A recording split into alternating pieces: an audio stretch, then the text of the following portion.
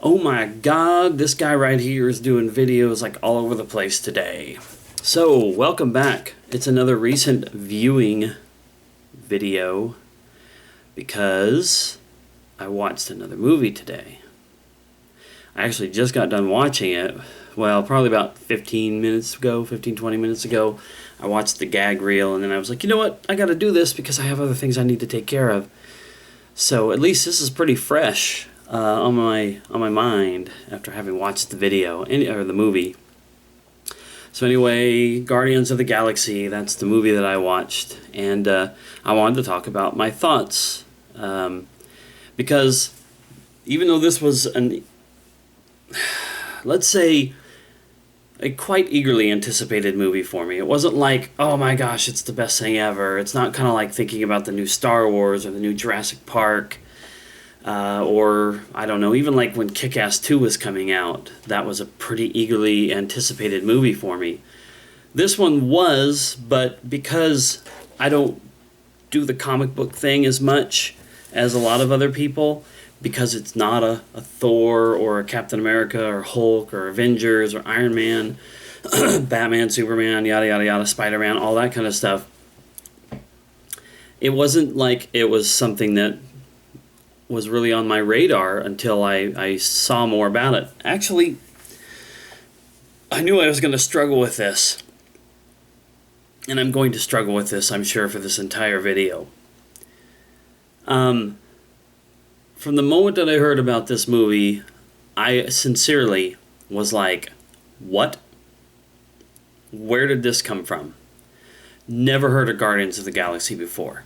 Had no idea anything about it. Now that I've seen the movie, the only thing about it that I even had any knowledge of, and I don't have a lot of knowledge about this character anyway, the only character in that whole entire movie I knew anything about was Thanos, or however you pronounce his name.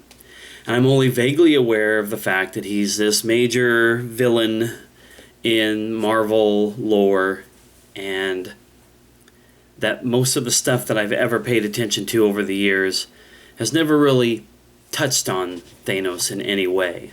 Now, obviously, there's been some mention of him. There's been, like, he pops up at the end of one of the Phase 1 or Phase 2 movies, probably one of the Phase 2 movies, I assume.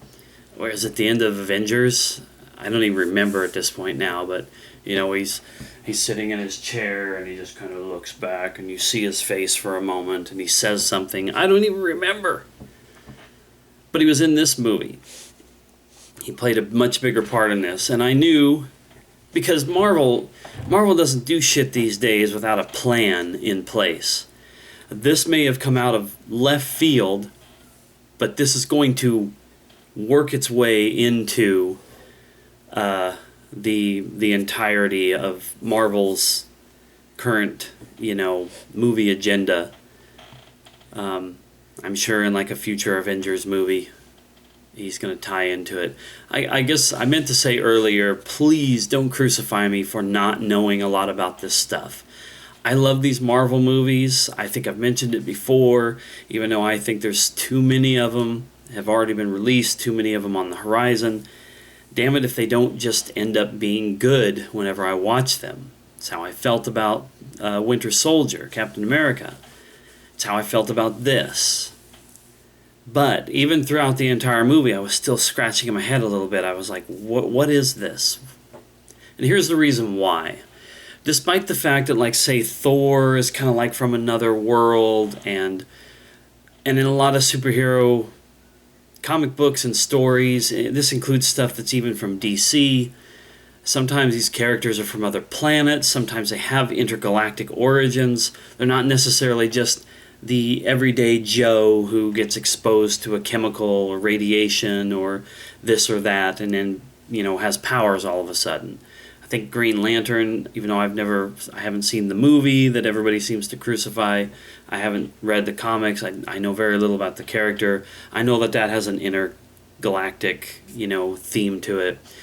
It's prevalent in comics. People, characters, stories, whatever, can originate away from Earth. Superman's probably the most famous alien of them all, because he came from Krypton. But these movies still tend to take place here on Earth. They tend to take place in things that we can relate to. In this movie, aside from the fact that the main character, Star-Lord, Peter Quill, originates from Terra, he came from Earth, of course, later on. If you haven't seen it, spoilers, don't proceed any further because I'm probably going to spoil some stuff. If you're still with me, if you've seen it or whatever, you know that he finds out later on that he's only half Terran. His mom was from Earth. His dad is someone else.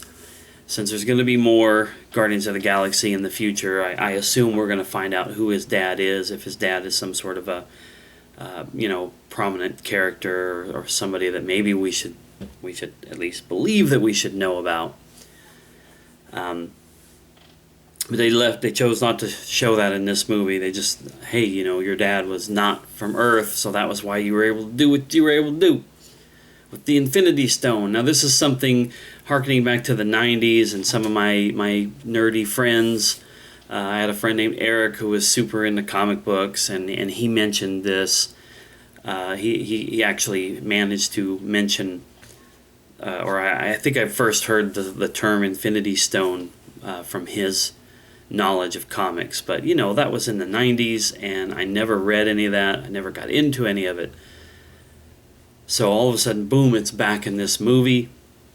And I was like, okay, I'm piecing some stuff together here. Maybe this is how this is going to tie into the big picture. But my point is, I still found, as I was watching the entire movie, still found myself saying, this is a good movie. I'm enjoying it. The action sequences are incredible. The humor is there. The group, the different characters, the personalities, very interesting. Enjoying it a lot. Chris Pratt is a really good lead. He's probably got himself a decent career ahead of him. Zoe Saldana is amazing as always. Awesome to see Batista in there. My wrestling connection did a very good job in that role. I still question Bradley Cooper as the voice of Rocket Raccoon. Nothing against Bradley Cooper.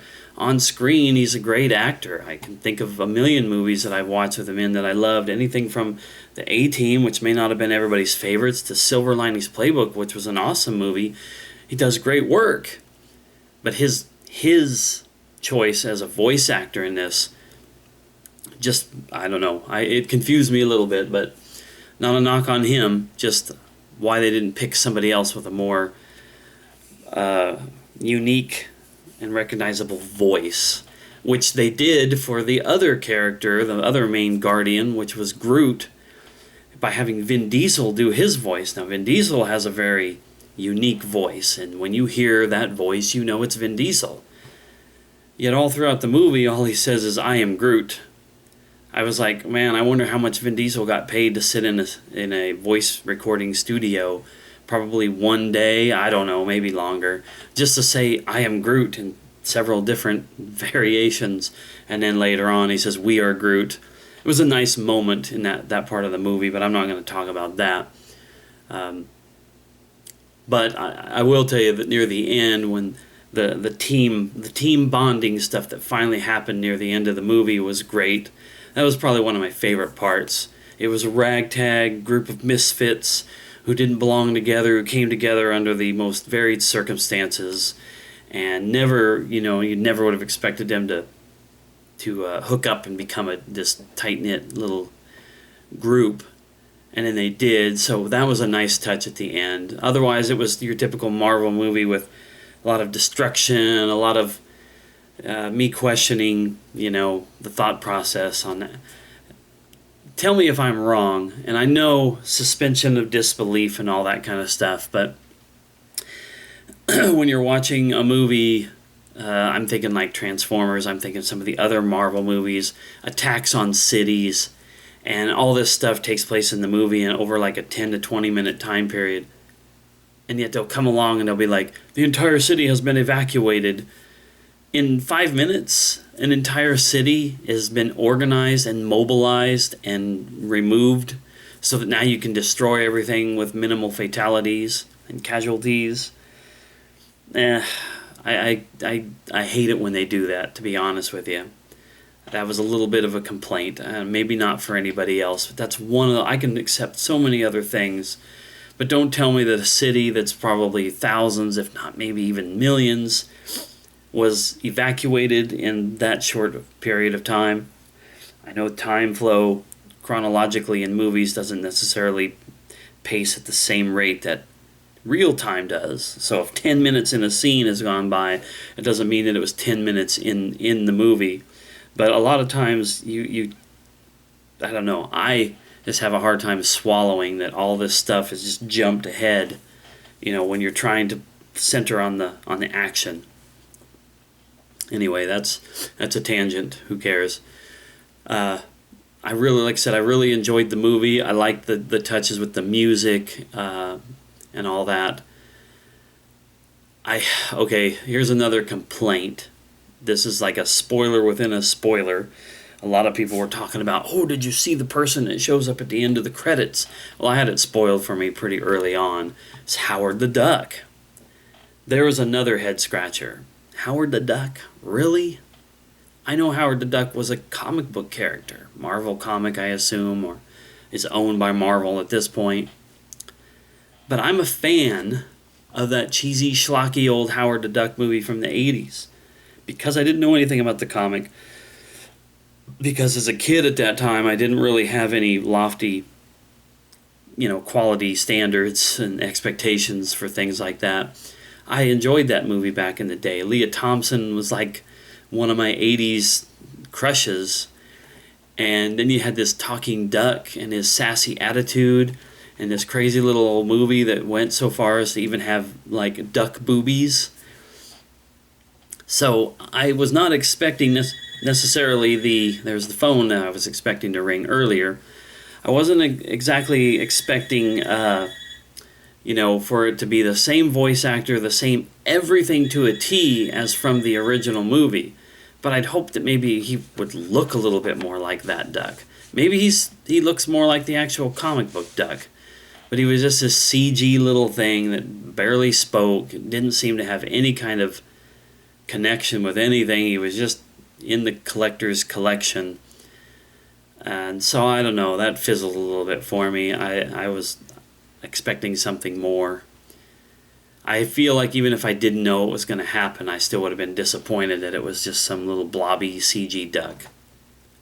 But anyway, I think I've said just about everything I wanted to say. I enjoyed the movie. I really, really did. I still feel like it's strange, this intergalactic adventure that doesn't really seem to tie in to anything to do with the Avengers or any of the other Marvel comics. But I guess we just wait and see in the future how that works out. I have this feeling we're going to be seeing some of those movies that are projected over the next 4 or 5 years for Marvel to just be a massive clusterfuck of characters and stories and all that. But I don't know. I'll probably enjoy the ride as we go. I'll probably pick up most, if not all, of the movies physically along the way. I bought Guardians of the Galaxy, but I'm saving that for my pickup video. There's my phone ringing again, so I guess it's time to just wrap this up. I do enjoy the movie. I really did like it. I think anybody else who's in the Marvel stuff probably would too. So, until next time, I'll see you later.